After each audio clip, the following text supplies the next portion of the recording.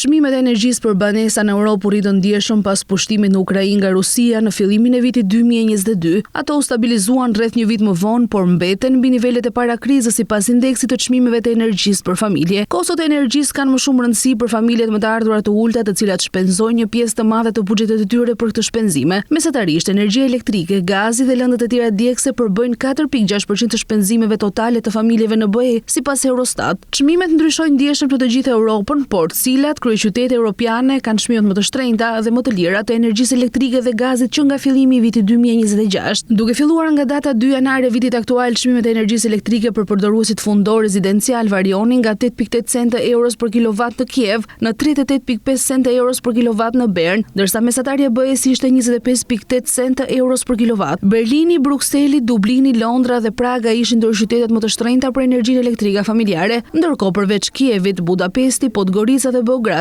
ofrojnë çmimet më të lira të energjisë elektrike për familje. Çmimet e energjisë elektrike janë përgjithsisht më të ulta në kryeqytetet e Europës qendrore dhe lindore përveç Pragës. Çmimet e energjisë elektrike i kalojnë rregullisht mesataren e BE-s në kryeqytetet e 5 ekonomive më të mëdha të Europës, dhe kjo ishte edhe në janar të vitit 2026. Kur përshtaten për standardet e fuqisë blerëse, renditja e çmimeve të energjisë elektrike ndryshon ndjeshëm. Më e lira sipas këtij treguesi është Oslo dhe më i shtrenjti Bukureshti. Ndryshimet më të rëndësishme në renditje përfshin Bernën, e cila ra nga vendi i parë si më e shtrenjta në terma të euros në të 22-tin sipas fuqisë blerëse.